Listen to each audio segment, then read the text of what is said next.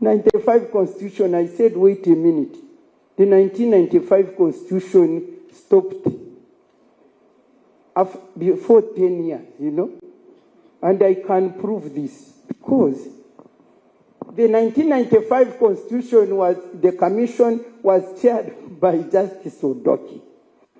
That constitution you call Odoki Commission, down the road, there was the Matembe Review Commission. You forget that, you Ugandans. Before 10 years even, I think, there was the Uganda the Constitutional Review Commission, chaired by Professor Matembe, who was one of the members of the original commission. And what did he do? He saw all these things as he chaired, and he came out with a minority report. Thank him. You clap. You people, you know, you don't know. Because he realized, he said, no, our constitution, which was popularly made, you people, this was the first time Ugandans sat together and they said, yes, colonialism is gone. Those constitutions made by those people are gone. This is the moment, this is the time we Ugandans are sitting here to recreate our Uganda, because the other one was cut like this, and we were building a foundation on which to build the new Uganda. And move on. That were the expectations. If you look at the principles, I have noted them down, but I don't know where I put my notebook. Senior age is coming in. But the principles, Sarah, you know them in our preamble, the principles upon which the new constitution were based, and we are seeing a new Uganda. And we elected, and Ugandans talked, and this is what we want, this is where we want to go. And the CA put this, yes, this is it. And then we went very happy and held elections in 1996, you know, to put the President Museveni in official power. Because the other 10 years, he had taken over government and overthrown constitutions. So he was able to make sure that we make a constitution. At the 1996 elections, the first elections within the constitution, to start implementing the constitution. And I want to thank the Lord that I was also there. And that time, election violence, no. Rigging, no. Bribe, no. All those things were not there. And so we start implementing our constitution. Before 9 years or what? This constitution is critically injured. What do you call it? When they cut your leg. Amputated. Thank you very much. That constitution, by 10 years, it was amputated by removing crucial thing that Ugandans were concerned about. But before that, as a person who started implementing the constitution, I came to realize, I told you I'm not going into diplomacy. I came to realize that leadership seemed not to have understood constitutionalism. You know, wanting a constitution. You know, in the Bible, there is a statement which says that some Christians have a form of godliness, but denying its power. So now, in this country, the leadership wanted a constitution, but denying its power. And for me, I say maybe they didn't understand the power of a constitution. They thought that a constitution is a mere paper. And I personally had our president telling us, constitution is a mere paper. And that's what President Obote had also said. But a constitution is a mere paper. So if our leaders see a constitution as just a mere paper, without understanding constitutionalism, then what do you say? I'm telling you these things because we are looking at the journey of the constitution. So Ours ended in 10 years. Then after that, the Constitutional Review Commission, which came now and cut the leg and facilitated or enabled disabled and disabled the Constitution to work. You see, started limping. And that's when things began. But it was brought by the realization that the principle of separation of powers affects or disturbs the executive. Because it was very clear, I don't know whether any of you, Sarah, you remember that case of Bujagari. That was the beginning.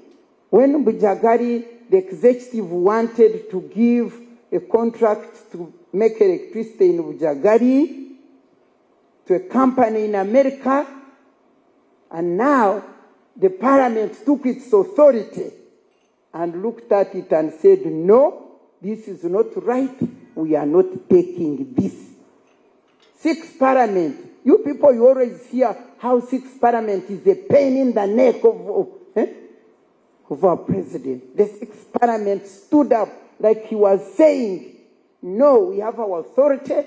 We must take authority here. Executive, you are not going to order us here, like the NRC previously. And that was hell. Hell broke loose from that time. You people who don't know what is happening with this constitution and all that kind of thing. That, the principle of separation of powers, where the president realized that, hey, you mean I am hampered in being the Professor Sempewa, what he told us, he's the head of the household. He tells these women and children, don't talk, don't talk. So all of a sudden he sees the wife talking now. Something must happen to you. So there was now a new strategy to recapture the authority from the institutions of the state, those three institutions, the parliament, the judiciary, and me as I talk, because I don't want to take long, because they have said it all, but I said I'm diplomatizing it for you. So for me, as far as I'm concerned, down the road, the parliament, the constitution of Uganda, the parliament who was working with implementing the constitution ended with the 7th parliament. And you all know, you who were there. Because when the term limit was proposed and removed, and was to be removed, and the Ugandans were saying no, some of us were the leaders who said no. Why? Because we knew what Ugandans want. We knew what Ugandans want. We were seeing them. We saw their passion. They said, this country, you are telling us of a constitution, but we can tell you, you cannot. What does the constitution mean when the president can never hand power peacefully? Their concern was, unless we have peaceful handover of power from one president to another, then this constitution does not make sense to us. And we asked them, so what do we do? And they said, let us limit the term of the president. Because the president comes in, they have power, they have military, they have resources, we cannot talk. You know, my senior here was saying, let us raise the demonstration. Which demonstration? Where will you demonstrate from?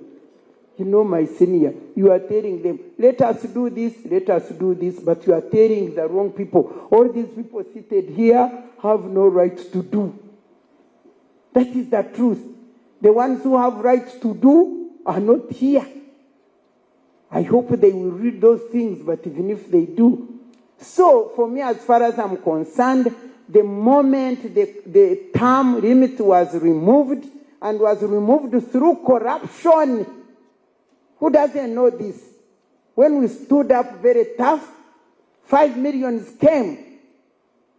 The parliament was bribed.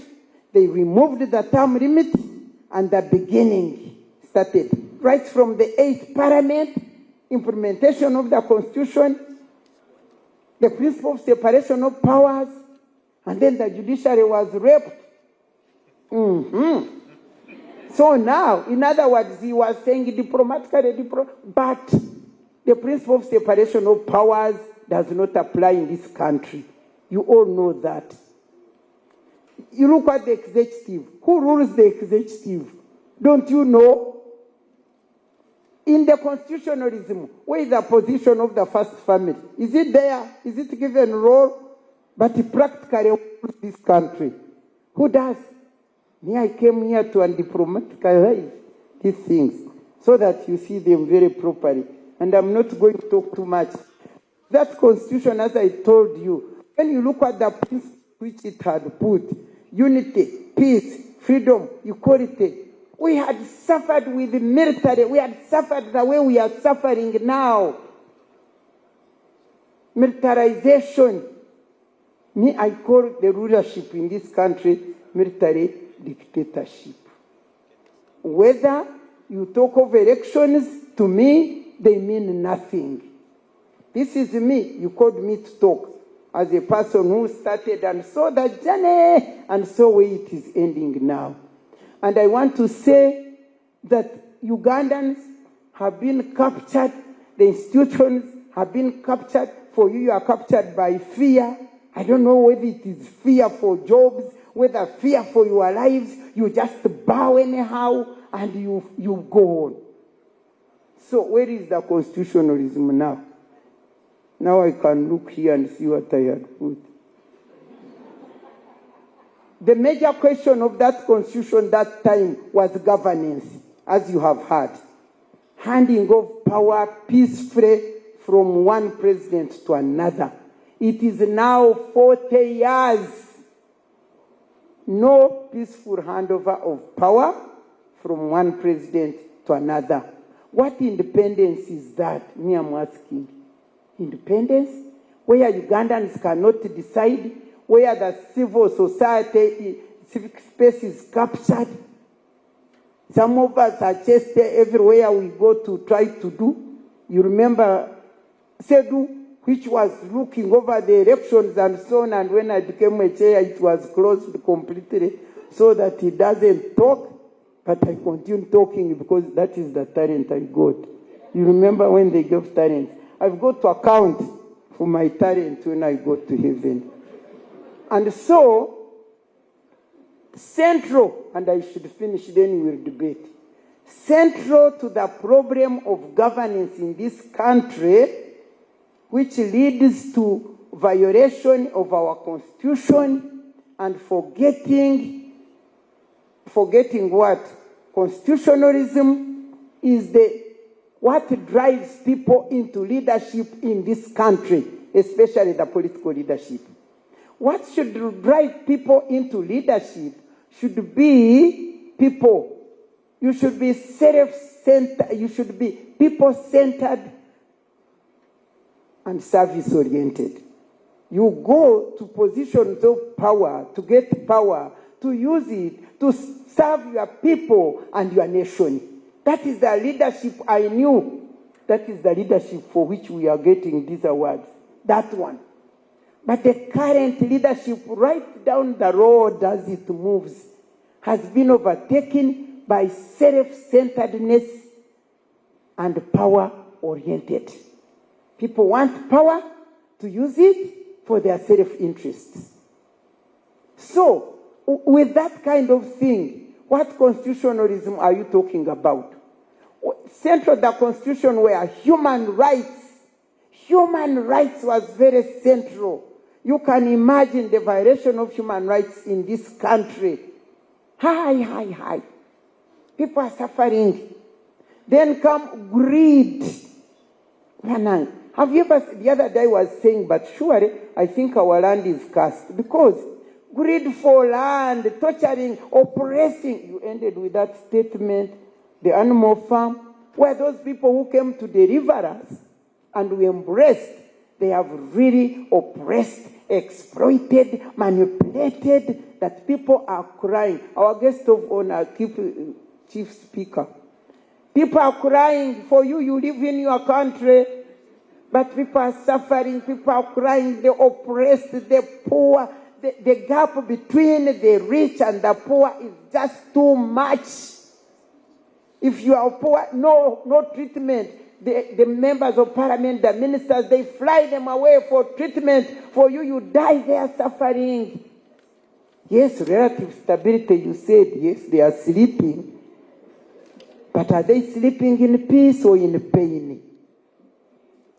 Really? This is serious. Now, I think I have said that fear, self-centeredness, and no constitutionalism, but constitution. Some form of godliness without respecting its power. One thing that our guest speaker said, which came into my mind, the second one, not Professor, I won't quote your words, but they are there. I wish you could read them for us. But he said that something in this country is glooming. Those are my words. And unless it is halted or dealt with, we are in to see a full burst. I said, hey, kumbe the guest knows our things. Because for sure, all of you know whatever is going on, even with the elections. By the way, have you ever seen the parliament is not sitting? Why? Because the speaker is accompanying the president in the campaign. You people, where is the democracy? Where is constitutionalism? Where is it? I must finish here, and then you will challenge me, and then we shall see how we move. But let me conclude by saying this. Many people condemn us. I'm sure Professor also knows. But for him, he could have stopped that commission. But for us who went to see and made the constitution, we are being accused. It is our fault. We are the people who gave the president the centralized power that he must do anything he wants. I want to tell you today, having been given this opportunity, that that's a lie. The president abuses power. We gave him the right power. We looked at Uganda, we said, the president is answerable for anything that goes wrong or right. And so since he's answerable, once a president is elected, we should give him peace, some way to nominate those people whom he thinks can work with him to lead this country. We said he should have that right to nominate. But we said, since Parliament represents us as people, and since power belongs to the people, as we said in the Constitution, and we have given this power which belongs to us, to the members of Parliament and to the President, to lead us. Now let the President, who will be answerable finally, have the authority and power to nominate the people he wants to work with. Whether cabinet, whether judges, whether what, government parastatals, let him nominate, but subject his nomination to the Parliament, which represents us, so that the Parliament had the power and authority to reject or endorse. And when I was in that Parliament, which I called the Parliament, not this. Yes, we would decide. You know when we decided, he made sure he fought us, and we got out and he captured the Parliament. But we would decide, we censured even ministers. We censured them. We would refuse to endorse an appointment. But now, even when the Parliament censures the minister stays there working. Can you imagine a minister, you censured the minister, he's supposed to go. And now he appears before you. And now he has a budget, and you give it. How do you see her? Why don't you throw her out? But does the Parliament do that? It has been demeaned. It has been made powerless. It has been like you bow down to this holy person up there, and we are just done. Otherwise, the Parliament is the one supposed to endorse or reject. It handed over its power. It surrendered itself. It bowed, like, I don't want to use those tough words, but I would have said it, but we have guests here. I want them to think I'm very good. You just bow your authority, and then they walk on you and you move on. You people, so stop condemning us. The man has no absolute power. He only abuses power. He violates the constitution, and then the rest say yes, yes, yes, and it is your fault. So you better rise up and redeem yourself. And with that, I endorse all these things which my seniors said. I was only detonating it to small ones. Interesting, interesting. This conversation is live on UBC TV.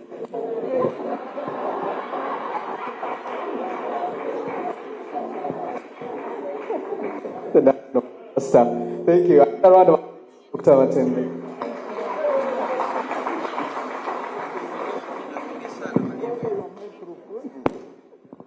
I'll ask our panelists to hold the seats a little bit so we can now get reactions from the plenary. I'll give whoever wants to speak, 3 minutes each. Just observe time, please. 3 minutes, and then we'll get back to, if you have any comment or question, then we'll get back to our speakers so we can conclude this conversation.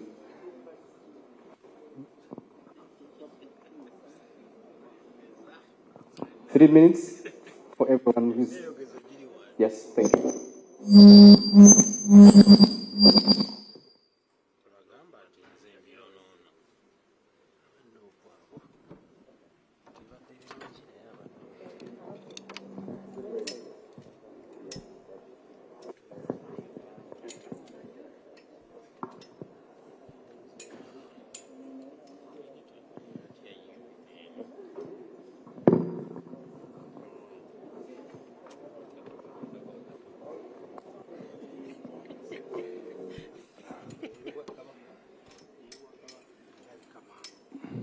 Mr. Moderator, sir, the distinguished panelists, and the keynote addresser.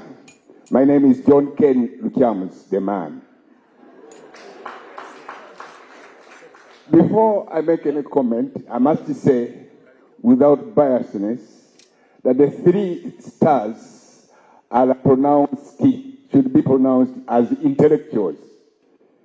And to borrow the words of Professor Mazui, who mentored me, Professor Mazui defined an intellectual as a person who is fascinated by ideas and has acquired the skill to handle those ideas effectively. They have effectively acted. My first reaction goes to Honorable Matembe, who was my colleague in the 70s. Madame Matembe, you seem as if you had a phobia for 1962 Constitution. You cannot disown the federal constitution under which the Ugandan nation was born.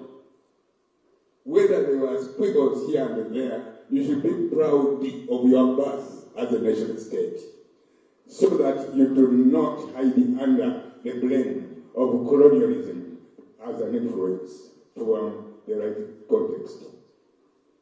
My comment is about the remarks made by Professor Sempewa, who was a key actor in the constitution-making exercise.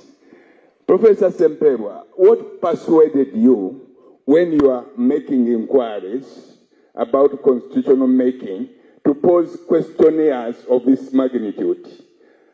Aware of the situation you have been going through, do you still need kingdoms? You are posing that question before the owners of the state. What was your purpose? You should be able to explain that. Now, we are in a dilemma, a big dilemma. Since I was a member of the 7th Parliament, let me tell you what exactly happened.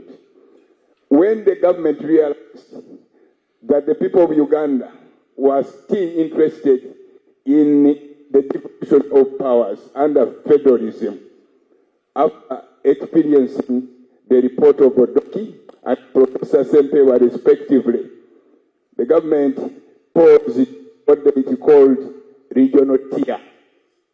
When the regional tier came to us in Parliament, we debated it squarely and rejected its form. government went ahead to pass it through the influence of the NRM members. When it reached the Parliamentary Council, it is the Parliamentary Council that partially rescued us when it refused to write the word regional tier because of its excessive ambiguity. They said in legislative drafting, and I'm a small authority in that area of law, you cannot write the word regional tier. It does not exist anywhere in the world, and it is a meaningless slogan. They wrote regional government. What is in the Constitution was formulated by the Parliamentary Council of Uganda, and they clap for her. Otherwise, regional tier, what does it mean? It does not mean anything. So the concept have protested. We are saying nobody is entitled to give us federalism. It is the people of Uganda to decide their destiny. And we have a petition in proposition which endeavors to make sure that we reform that regional governance provision squarely by saying that Uganda should be named the Federal Republic of Uganda, because the Federal Republic of Uganda reflects our adventure in the struggle for freedom. The government of Uganda is bent on letting us live the way in which we were born, and we are insisting that we should have a devolution of powers, whether it likes or not.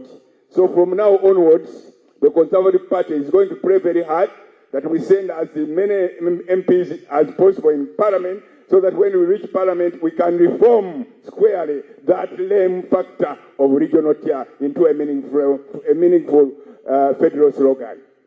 What are we saying? The time is now to warn President Museveni that enough is enough. We can no longer be governed in the way he wants us to govern under that oligarchy, which includes his wife, his sons, his so and so. That chapter must go, and it must now. So the political parties now in the field, we are looked at as if we are underdogs, as if we are non-government organizations. We cannot talk. You, Justice Ogora, thank you for your brilliant presentation. I did not want you to stop. I wish he spoke on up to 7 p.m. tonight. Nolwekyo bagasitanda bannasange bagasitamba ntistinti ekisesera kitusituse mwestemwe musitujje omusasajja asajja kugesitenda era agesitenda. Thank you, Honorable Ken Luchams. We need to make an agreement. 3 minutes is 3 minutes. All right? Yes. Okay, pass the mic on, and I'll find you wherever you are. 3 minutes, let it be 3 minutes.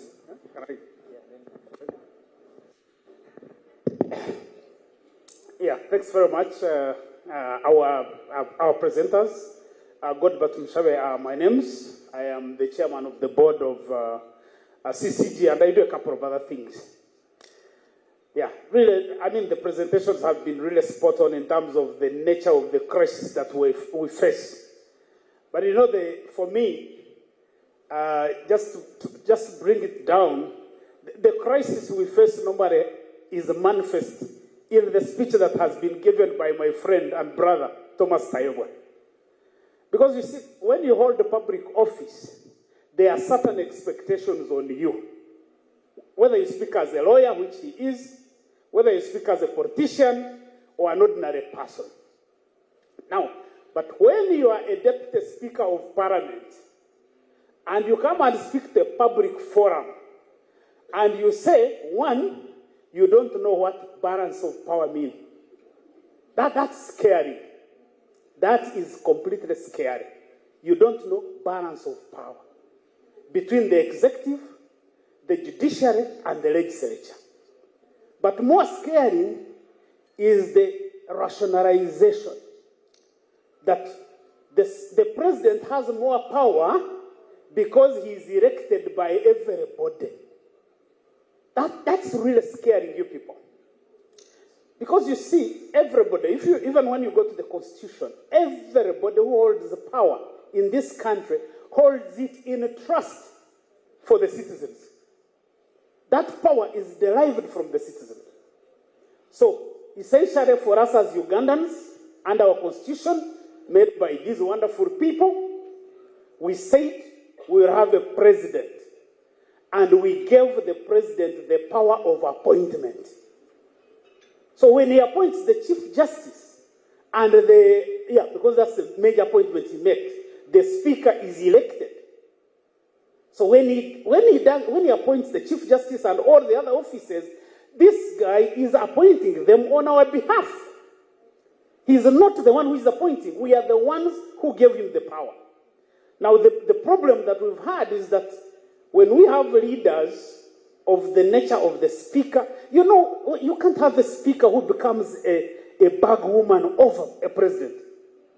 You can't. That's not a country, people. Let's be serious. Some of you have seen the Speaker kneel down before a president.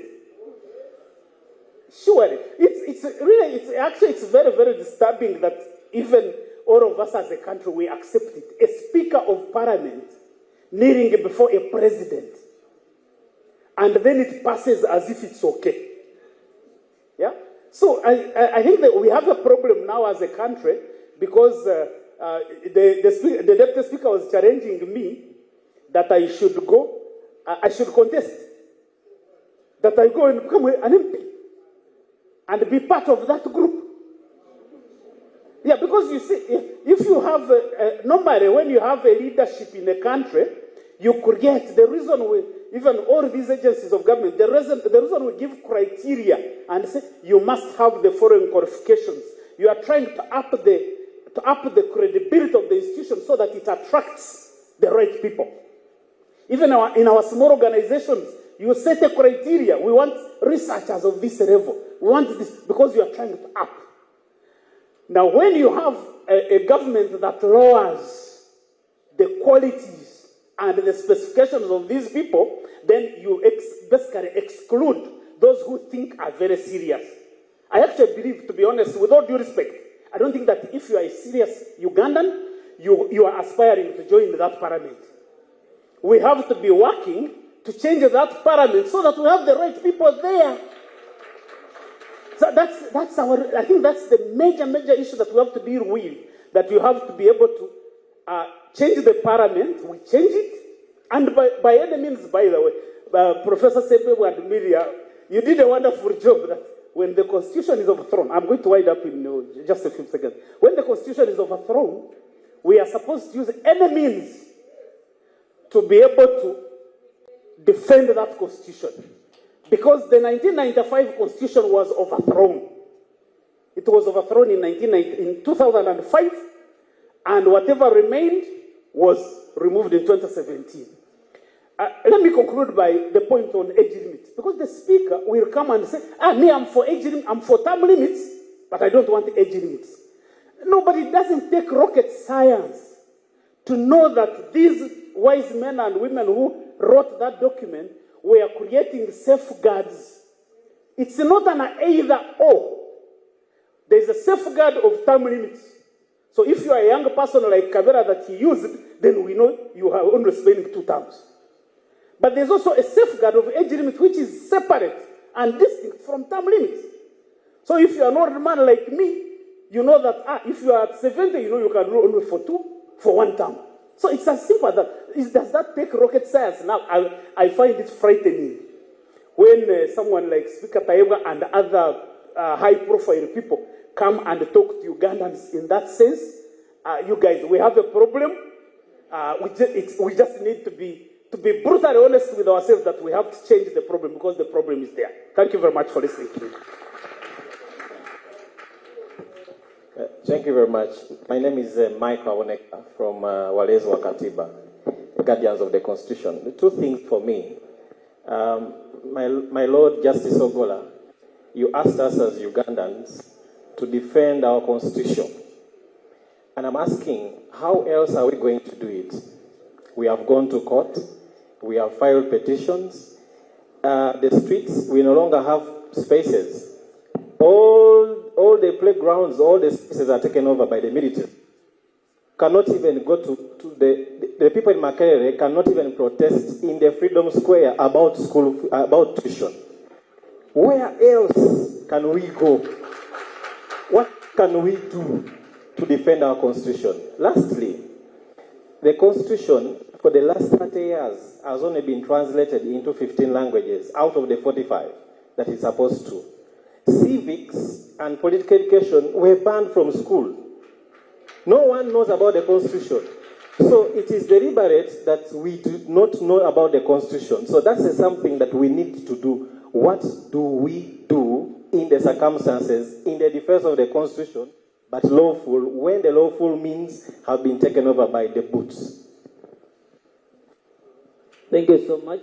By virtue of my height, allow me to take the podium. Excuse me.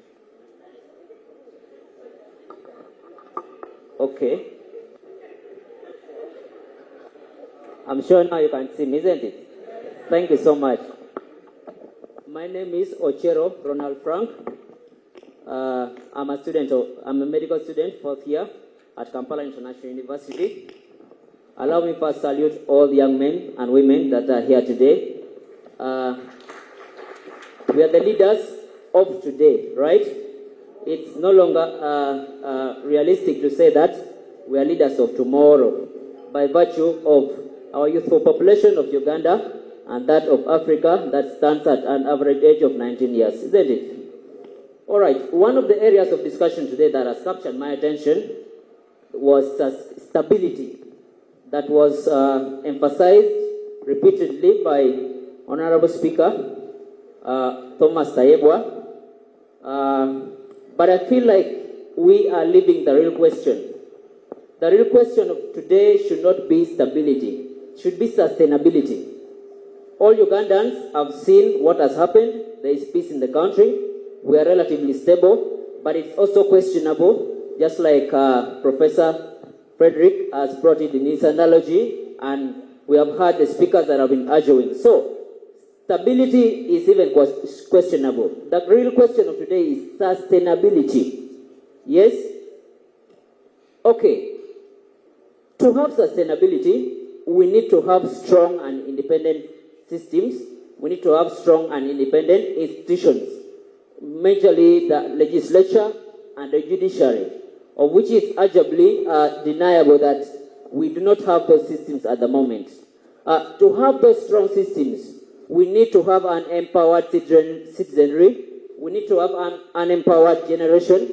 It is these empowered people that build strong systems.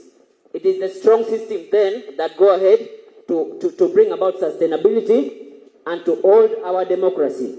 We can go about blaming the government of today, and we can do that for years and years.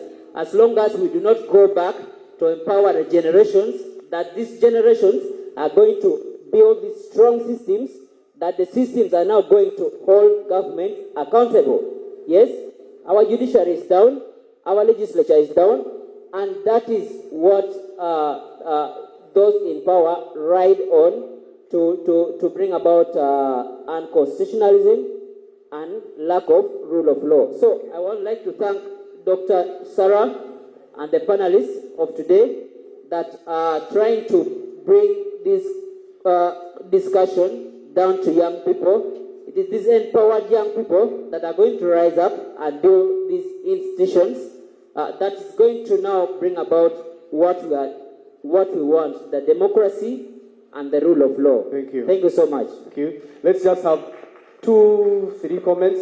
We'll get to our speakers and we'll come back for another round. My name is Egesa Ronald Leonard. I am a civically active Ugandan. And I'd like to appreciate the panelists for this morning session. I was about just around 10, 11 years old when the Constitution was promulgated in 1995.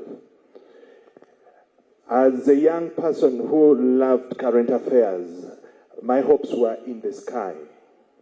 I looked at this as the best plan for Ugandans to govern ourselves into the future. And I identified one enemy that the Constitution had taken out. The enemy was military men.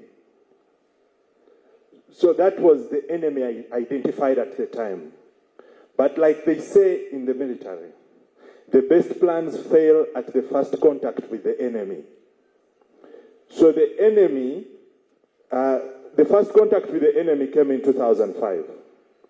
Because we had a very smooth ride. I remember the wins by Dr. James Ranyarare, the late Paul Kawanga Semogerere in the Constitution and Supreme Court. They kept on showing us that we seem to be on the right path and the needle is moving one step at a time. And as young people, we had a lot of hope. Now, first contact with the enemy, 2005, term limits out. A military man had successfully emasculated the other arm of government, the legislature. The Black Mamba was the beginning of emasculation of the other arm of government, the judiciary. The rest is history. Now, my question to you, distinguished panelists. We have distinguished practitioners and jurists. And we have a distinguished former legislator. Can we stop speaking in tongues and tell Ugandans the alternative means they can use to redeem the Constitution? Because the judiciary and the legislature have been emasculated by the head of the executive. So what, can we speak a language that Ugandans will understand? What options do we have? What can we do to redeem constitutionalism for this country? Thank you very much. Thank you. More comments? Thank you very much. I'm going to raise a concern. You've picked so many men to speak.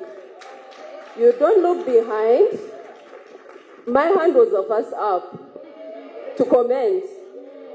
But unfortunately, the microphone was handed over to Honorable Luchamzi. I guess he's a bigger man, so you had to give him the audience. Anyway, my name is Yvonne Mpambara. I'm a social justice lawyer. Have you switched off my microphone? Oh. I was among the only 3 women that submitted forms and expressed interest to run for presidency and remove Museveni. I have a comment and questions on the design of the Constitution. I know you don't want to take blame, but your great, brilliant minds that sat down to draft the Ugandan Constitution from 1995. From the very onset of the design of this Constitution, especially when we look at the separation of powers, what was in the minds of the drafters when they looked at the power they were giving the president in the Constitution to appoint all the different positions that we have in the Constitution, the Electoral Commission, the IGG, the Human Rights Commission, the judiciary? What was running through the minds of the drafters on the independence of the other parts or organs of governance? If one man, okay, I'll call him a man because right now he's the one leading this country, had the power to appoint them, how will a judicial officer like a justice wake up one day and say, I'm going to impeach Museveni who appointed me into the role I'm in? How would it have worked?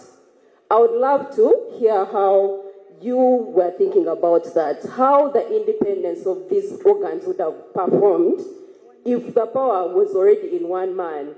Do we feel it was utopian for us to design our constitution that way? For parliament, it makes sense, but the executive in the constitution seems to have had a flaw. Secondly, you can't blame these people for getting power to amend the constitution as they want. If they're calling it a mere paper, it's because it has become a mere paper. If Museveni wakes up today and I've annoyed him and he says, I'm going to put a clause, a new article in the constitution that bars Yvonne from running for presidency, it's because he's been given the power to do so. Who do we blame? That's a discussion for another day. But should we then, and this is a question I'm going to pose, should we amend the clause on amendment in the Constitution and restrict it to a certain level of review that does not give power for most of these power-hungry people to just wake up and get angry and draft and redraft and amputate, like Honorable Dr. Miria was saying, and amputate the Constitution as they will or based off emotion? Thirdly and lastly, sorry, I don't want to talk too much. I think I talked about the utopian nature of this Constitution. Was it a genuine draft or document that was meant for Uganda, or we drafted it from what the colonial masters had left behind and just placed something in Uganda to try and work on? Is it realistic? Is it actually a living document? Are we genuinely saying that the Constitution that we have is a living document that can work in Uganda? Thank you. Thank you to the panelists. I'm Elizabeth Abasa from Richard, Uganda. My question is very simple and precise. As the young people, as the youth, the current surge is on us. We really agree we have a very key role to play. But when you look at the job market, when you look at the current scenarios where everything has been commercialized and most of us are disparate because we want the money and we also want a better country, what advice would you give us that as we are struggling and looking at the sieve of changing our country, and we are also looking at the commercialization of the jobs and also the interest in the jobs, what best advice would you give us to strike a balance so that we can be able to attain both and we are in a very good economic country? Thank you. Thank you very much for the opportunity. My name is Sheila Amanio, a National Unity Platform member, and mine is a message of hope. There was a gentleman who said, what do we do? Where do we go from here? And I'm here to say that NUP is the solution. For those who dared to listen to our manifesto, the day we were nominated, we had a manifesto, our NUP manifesto being read out in local district, and one of our first priority issue is to restore constitutional order. NUP will restore presidential term limits and age limits as originally enshrined in the 1995 Constitution. NUP will reverse amendments that undermine constitutional safeguards and ensure constitutional amendments require broad public participation, parliamentary and civic social scrutiny. Basically, our focus is going to make sure we protect the Constitution of Uganda. So give us an opportunity as National Unity Platform, and we shall bring this country back to order. Thank you very much. Amanio Sheila, Woman Representative, Mukono District. Thank you so very much for the opportunity. My name is Vatesa Kasfa Matembe, a student at Makerere University Business School in my final year. And I'm going to be so very brief. And before I forget, let me start with someone that has just given us hope by going to the National Unity Platform.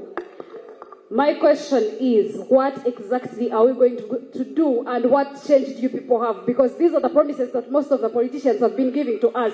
They want us to go to their parties, but it is the same story. Do you have anything? These are the same things you've been saying from the time we entrusted your MPs. What have they been doing in Parliament? You should have done examples. You should have given us examples by the MPs we sent to Parliament. That's when we should maybe have believed what your president has for us.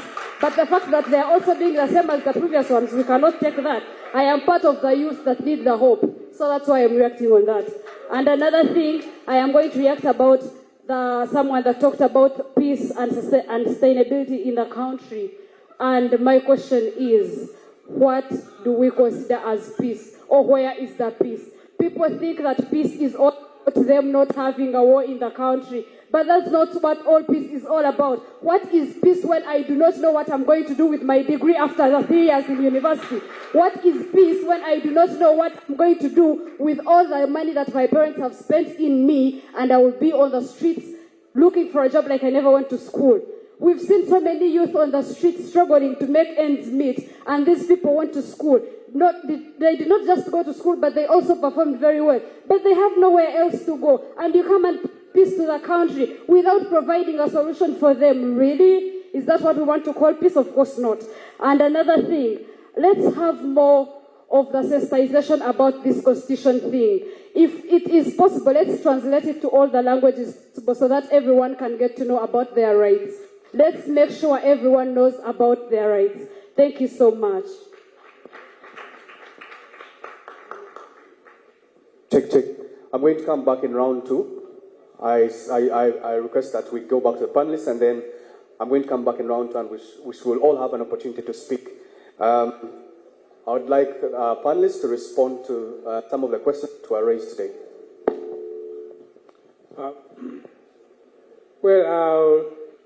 Am I heard?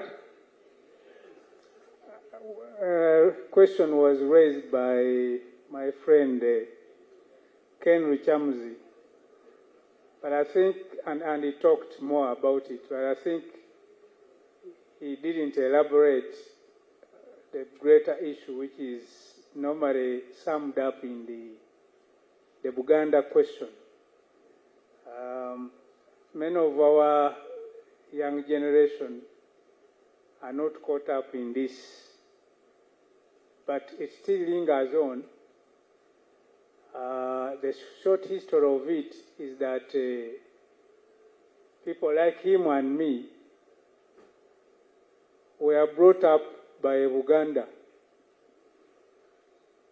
This thanks to colonial policy of divide and rule. Buganda was separated from Uganda and given special treatment. So we grew up with those sentiments. For me, I never knew there was a Uganda until around maybe 1961, when there were discussions for independence and so on. Otherwise, everything that mattered came from a Uganda government, Kabaka's government. Is that not so? So, when we started collecting views, there was this talk about federal, which you should distinguish from federalism.